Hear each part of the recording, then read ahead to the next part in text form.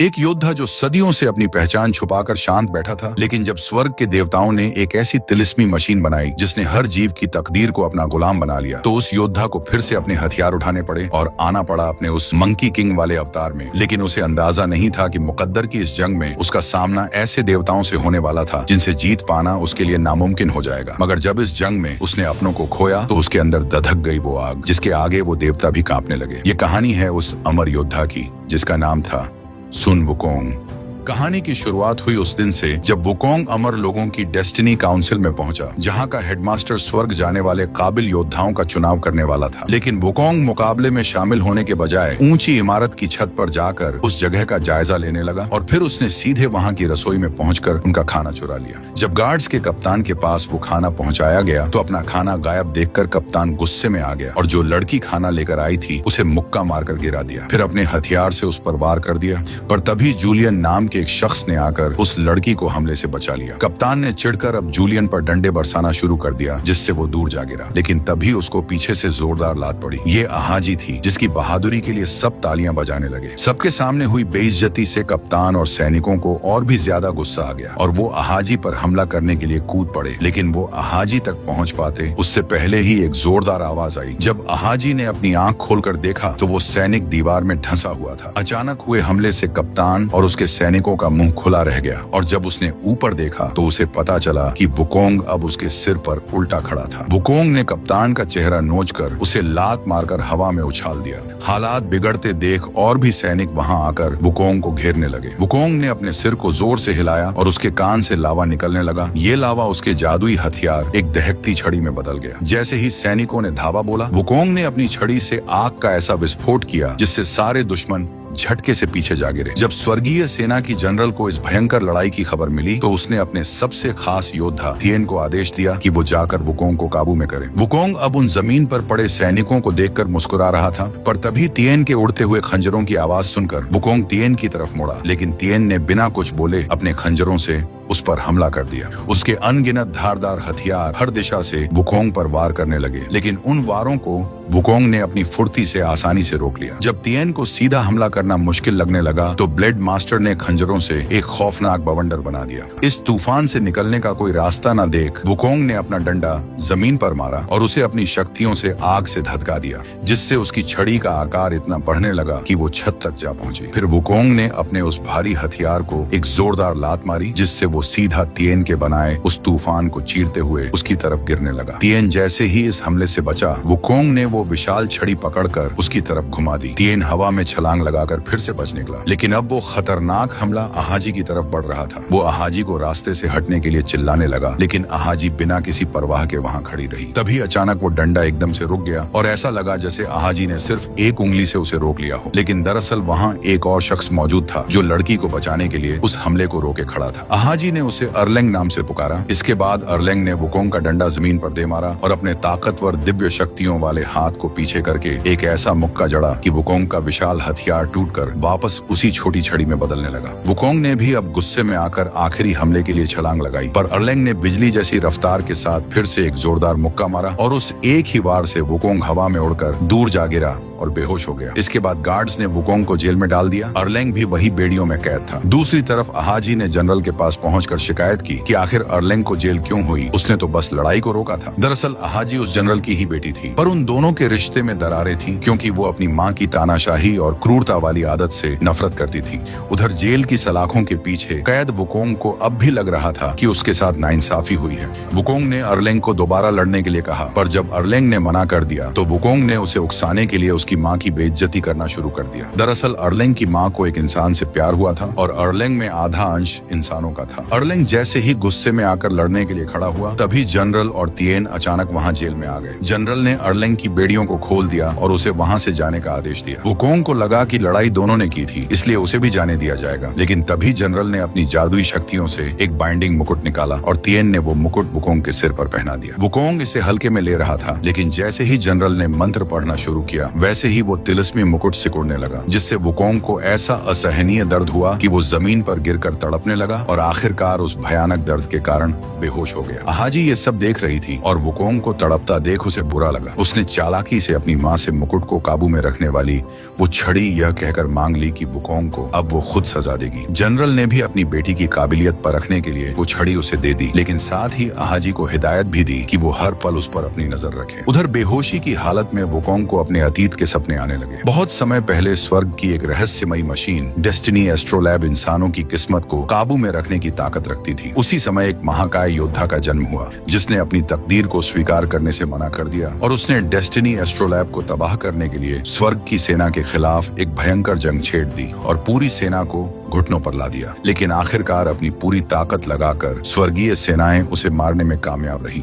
और उसके शरीर के टुकड़ों को पूरी दुनिया में बिखेर दिया, जो आगे चलकर फ्लावर माउंटेन बना। उसके हार्ट स्टोन से मंकी डीमन पैदा हुआ, लेकिन डेस्टिनी एस्ट्रोलैब ने उस योद्धा का अंश भांप लिया और पूरे फ्लावर माउंटेन को तबाह कर दिया। पर वो मंकी जिंदा बच गया था। एक बूढ़े देवता ने उस पर रहम खाकर उसे मौत के मुंह से बचा लिया और उसकी सारी शक्तियों को एक इंसानी रूप के भीतर कैद कर दिया, ताकि उसे बाकी देवताओं के गुस्से से सुरक्षित रखा जा सके। उस बूढ़े देवता ने उसे वुकोंग नाम दिया। वुकोंग ने कसम खाई कि वो स्वर्ग से अपना बदला लेगा और डेस्टिनी एस्ट्रोलैब को तबाह कर देगा, ताकि सभी इंसानों को उनकी किस्मत की जंजीरों से आजाद कर सके। उसी वक्त जनरल अर्लेंग को समझाती है कि उसकी इंसानी भावनाएं ही उसे अपनी तीसरी आंख खोलने से रोक रही हैं, जो उसे अपार और विनाशकारी शक्तियां दे सकती थी। अपनी माँ और अहाजी के लिए अपने प्यार को हमेशा के लिए भुलाकर ही वो सच में एक ताकतवर देवता बन पाएगा। जब वुकोंग की आंख खुली तो उसने खुद को अहाजी के सामने पाया। उसे लगा कि वो अब आसानी से उस मुकुट को हटा लेगा, लेकिन जैसे ही उसने कोशिश की वो मुकुट फिर से चमकने लगा और वो भयानक दर्द फिर लौट आया। जब उसे पता चला कि अब अहाजी ही उस मुकुट को काबू में कर रही थी, तो वो गुस्से में अहाजी पर चीखने लगा। पर जैसे ही अहाजी ने वो राजदंड निकाला, वुकोंग ने पुराने दर्द को याद करके तुरंत उसके सामने घुटने टेक दिए। हालांकि ये वुकोंग की चाल थी, ताकि जब अहाजी पास आए तो वो उससे वो छड़ी ले सके। लेकिन जब वो अहाजी के करीब आया तो उसने नोटिस किया कि अहाजी का दिल बहुत तेजी से धड़क रहा था। अब इन दोनों के बीच कुछ नया इमोशन जन्म लेने लगा था, लेकिन उसके लिए इस पनपते एहसास से भी कहीं ज्यादा अहम अपना वो अटूट वादा था, जिसे पूरा करने की खातिर उसने देवताओं की इस सल्तनत में कदम रखा था। वो अब अपनी मंजिल के बहुत करीब था, क्योंकि अब यहाँ का वो हेडमास्टर सभी छात्रों को स्वर्ग की उसी रहस्यमयी मशीन को दिखाने ले जा रहा था। रास्ते में उन्होंने एक ऐसे पुल को पार किया जो देवताओं के इस लोक को इंसानी दुनिया से अलग करता है, और अगर कोई गलती से भी नीचे पानी में गिर गया तो उसकी सारी शक्तियां खत्म हो जाएंगी। आगे जाकर हेडमास्टर ने अपनी जादुई चाबी से उस सुरक्षित जगह का दरवाजा खोला और वो आखिरकार वहां पहुंच गए जहां वो अद्भुत मशीन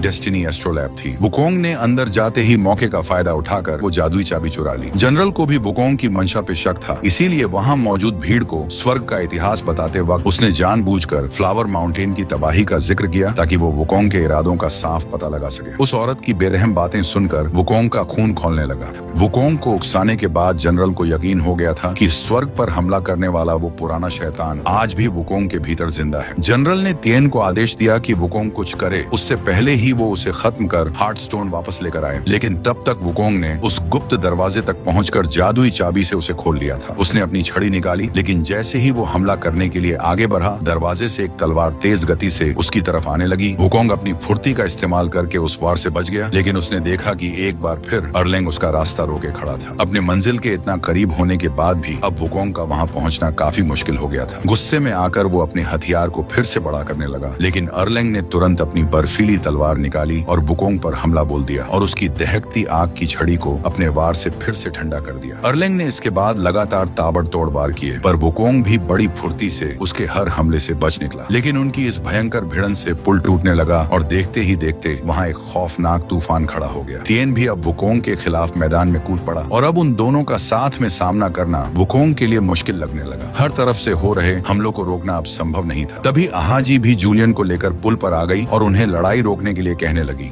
पर खुद को घिरा पाकर वुकोंग ने पूरी ताकत लगाकर अपनी छड़ी को जमीन पर मारा और फिर उसे इतना विशाल कर दिया कि वो पूरा पुल ही बिखर गया और वो सभी उस पुल से नीचे उस शक्ति खींचने वाले पानी में जा गिरे, जहाँ एक एक करके उन सब की दिव्य शक्तियाँ सौंख ली गई। यहाँ से निकलकर अब वो पूरा गुट उस भारी भरकम हथियार के साथ आसमान चीरते हुए सीधा इंसानी दुनिया की उसी जगह जा गिरा जो कभी फ्लावर माउंटेन हुआ करती थी। होश में आते ही उन तीनों ने फिर से एक दूसरे से लड़ने के लिए अपने हथियार उठाने की कोशिश की, लेकिन जब वो हथियार उनसे हिल भी नहीं पाए तो उन्होंने एक दूसरे पर घूंसे बरसाना शुरू कर दिया। पर जल्द ही उन्हें समझ में आ गया कि डेस्टिनी ब्रिज को पार करते ही उनकी सारी दिव्य शक्तियां रफू चक्कर हो चुकी थी। उस घर के बाहर अब उस गांव के लोग भी इकट्ठा होकर हमले के लिए आगे बढ़ने लगे, क्योंकि उन्हें लगता था कि आसमान से आई हर चीज उनकी दुश्मन है। घर के अंदर वो तीनों अब भी एक दूसरे से भिड़ रहे थे। तभी जूलियन ने एक तीर मारा जिससे तेजी से बर्फ जमने लगी। वह उन्हें अपना क्रॉस बो दिखाने लगा जो बिना किसी जादुई ताकत के काम करता था, लेकिन तीनों ने फिर से लड़ाई शुरू कर दी। उनकी ये जंग तब रुकी जब गांव के ऊपर एक काला साया मंडराने लगा और अब वो गांव वाले अपनी जान बचाकर घरों में दुबकने लगे।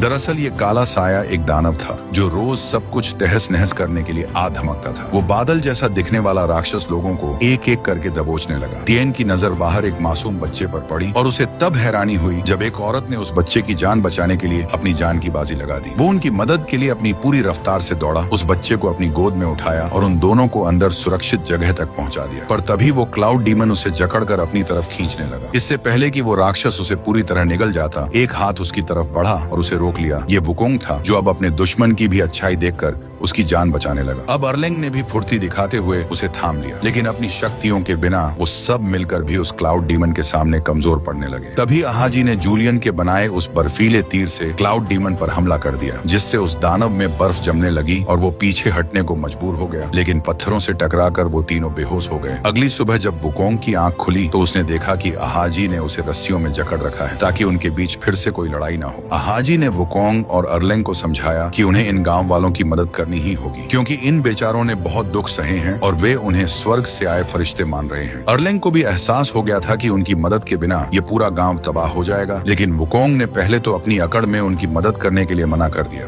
पर जैसे ही उसने गांव वालों की बदहाली को अपनी आंखों से देखा और जब अहाजी ने फिर से उसे समझाया तो वो उनकी मदद के लिए मान गया। तिएन ने सभी को बताया कि दरअसल वो बादल स्वर्ग का ही हिस्सा था जो रास्ता भटककर खंडहरों की काली शक्तियों का शिकार हो गया। इसके बाद उसने पूरे गांव की एक एक बूंद पानी को उड़ा लिया, जिसकी वजह से वहां अकाल पड़ गया। अब उन्होंने गांव वालों के साथ मिलकर उस शैतान को झांसा देने के लिए एक मास्टर प्लान बनाया, जहां एक नकली सूर्यास्त का नाटक करके भारी तोपों से बर्फीले बम दागने की तैयारी की गई। गांव वालों ने अपने सारे लाल कपड़ों से पूरी जगह को ढक दिया। उनकी यह तरकीब काम कर गई और देखते ही देखते आसमान में अंधेरा छाने लगा, क्योंकि वो खौफनाक दानव ठीक गांव के ऊपर आ धमका। उस दानव ने इतना तेज तूफान उठाया कि सब लोग इधर उधर उड़ने लगे। वो बर्फ के गोले दागने वाली टोप भी हवा की तेज रफ्तार के कारण पलट गई। तभी वो दानव एक शख्स को अपने सिकंजे में लेकर ऊपर खींचने लगा, लेकिन वुकोंग ने सोच लिया था कि वो अब किसी और इंसान को कुर्बान नहीं होने देगा। वुकोंग ने उसे कस के पकड़ लिया, पर अब वो भी उस दानव की तरफ खींचने लगा। तभी अचानक सभी गांव वालों ने आकर उनको उस दानव की तरफ जाने से रोक लिया। अर्लेंग और उसकी टीम ने आकर आसमान की तरफ बर्फीले तीरों की बौछार कर दी। तभी तिएन ने एक जलती हुई मशाल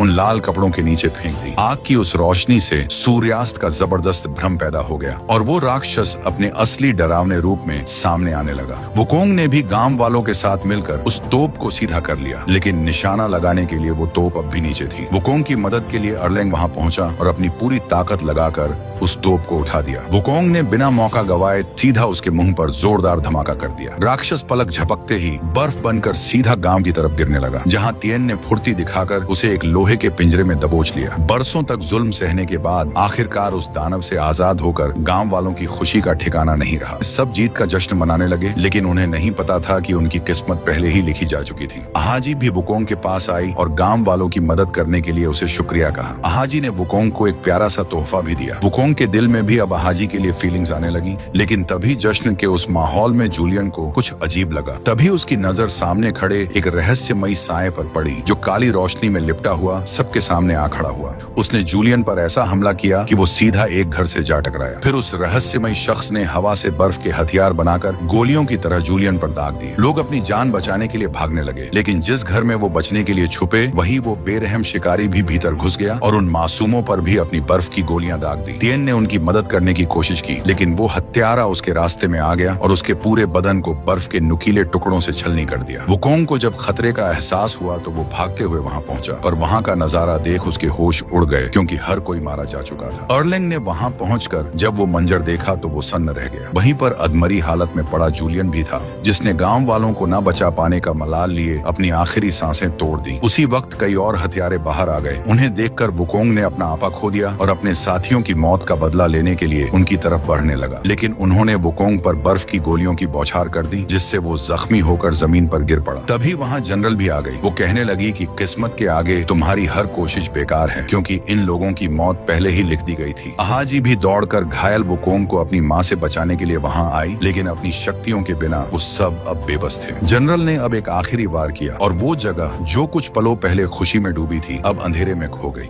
कुछ दिनों बाद जब अहाजी की आंख खुली तो वो एक काल कोठरी में थी, जहां अर्लिंग भी मौजूद था, जिसने अब स्वर्ग के उस क्रूर फैसले के आगे घुटने टेक दिए थे। वो उससे कहता है कि हमने किस्मत के खिलाफ जाकर बहुत बड़ी गलती की थी। वुकोंग जेल के सबसे निचले और अंधेरे हिस्से में बंद था, जहां वो नरक जैसी पीड़ा सहकर भी सिर्फ अहाजी के इंतजार में मौत को भी इनकार कर रहा था। जब अहाजी उसके पास पहुंची तो उसे देखकर इस भयानक हालात में भी वुकोंग के चेहरे पे मुस्कान आ गई। अपने दोस्त को दर्द से आजाद करने के लिए अहाजी ने पत्थर दिल बनकर उससे कहा कि वो उससे नफरत करती है और उनके बीच अब सब कुछ खत्म हो चुका है। वो उसे यकीन दिलाने लगी कि फ्लावर माउंटेन अब कभी नहीं लौटेगा और इस मुकद्दर की जंग को कभी नहीं जीता जा सकता। टूटे हुए दिल और गहरी मायूसी के साथ वुकोंग ने अब जीने की जिद छोड़ दी और वो धीरे धीरे राख बनकर हवा में उड़ने लगा। पीछे सिर्फ वो हार्ट स्टोन और अपना स्कार्फ छोड़ गया। अहाजी ने खुद से वादा किया कि वो अपने दोस्त का अधूरा काम पूरा करेगी और उस स्कार्फ को फ्लावर माउंटेन की तरफ फेंक दिया, जहाँ वो सीधे उस तहस हो चुके गाँव में जा गिरा। उसी वक्त अर्लिंग ने भी हार्ट स्टोन जनरल को सौंप दिया और अपनी सारी इंसानियत को भुलाकर अपने माथे की वो तीसरी आंख खोल ली, जिससे उसे असीम शक्तियां मिल गईं। उधर उस बूढ़े देवता ने उस स्कार्फ को थामा और उस नर्क जैसी जगह में वुकोंग को पुकारा। वुकोंग को लग रहा था कि अब उसके पास कुछ नहीं बचा, लेकिन तभी उस बूढ़े ने सच्चाई का खुलासा किया। उसने बताया कि भले ही वुकोंग ने हार्ट स्टोन खो दिया, पर इसी वजह से अब वो अपने उस इंसानी शरीर के बंधनों से आजाद हो चुका था और अब अपना असली रूप ले सकता है। अब फैसला उसे करना था कि वो इस लिखी हुई तकदीर के आगे झुकेगा या अपने दिल की आग से इसे राख कर देगा। वुकोंग ने जमीन में गड़े उस हथियार को पकड़ा और उसे एक बार फिर दहकती आग की लपटों से रोशन कर दिया। वो भारी भरकम हथियार जमीन का सीना चीरते हुए हवा में उठने लगा और आसपास सब कुछ ताश के पत्तों की तरह ढहने लगा। धूल के गुब्बार से निकलकर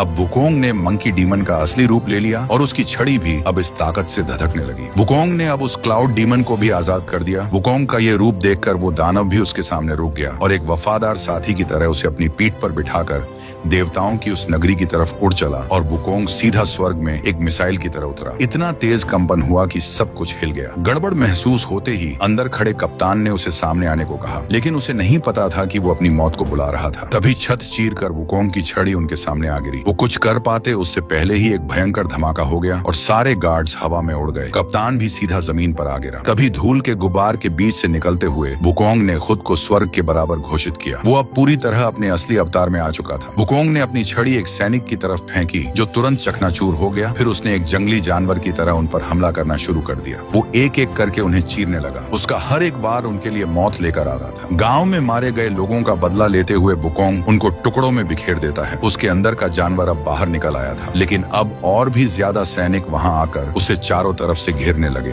पर तभी उन सैनिकों को धूल बनाते हुए तिएन भी वहां वुकोंग की मदद के लिए आ पहुंचा। अब उन दोनों की फुर्ती और ताकत के आगे वो पूरी सेना भी कम लगने लगी और वो सैनिक चंद पल्लों में ही खत्म होने लगे और वो पूरी सेना धूल में बदल गई। उसी समय अहाजी ने भी मौका देखकर अपनी माँ के इरादों को नाकाम करने के लिए डेस्टिनी एस्ट्रोलैब पर वार कर दिया, ताकि वो उसे हमेशा के लिए खत्म कर सके। जनरल के लिए वो मशीन अपनी बेटी से भी ज्यादा जरूरी थी। मशीन खराब करने से रोकने के लिए उसने अहाजी का गला पकड़कर उसकी छाती पर जबरदस्त ताकत के साथ वार किया। अहाजी दीवार से टकराती उससे पहले ही वुकोंग और तिएन दीवार तोड़कर कमरे में पहुंचे और वुकोंग ने अहाजी को पकड़ लिया। तिएन ने भी जनरल पर हमला कर दिया, लेकिन जनरल ने एक जादुई कवच बनाकर उसके सभी वारों को रोक लिया। तिएन ने अब अपनी सारी ताकत लगाकर आखिरी हमला किया, पर जनरल ने उन्हीं ब्लेड्स को वापस उसकी ओर फेंक दिया और फिर एक जवाबी हमला करके उसे एक दीवार पे दे मारा। जनरल का ये भयानक वार तिएन के लिए जानलेवा साबित हुआ और वो धूल बनकर इस दुनिया से गायब हो गया। अहाजी भी अब मौत के करीब थी। वो अब बस वुकोंग के साथ अपने आखिरी पल बिताना चाहती थी। दोनों ने आखिरी बार एक दूसरे को किस किया और अहाजी का शरीर धीरे धीरे हवा में गायब होने लगा। वुकोंग अब अपना सब कुछ खो चुका था। अपनी आंखों में आंसुओं के साथ उसने आहाजी का मुकुट उठाया और उसे अपने हथियार पर लपेट दिया। फिर सबकी मौत का बदला लेने के लिए वह जनरल की ओर बढ़ने लगा।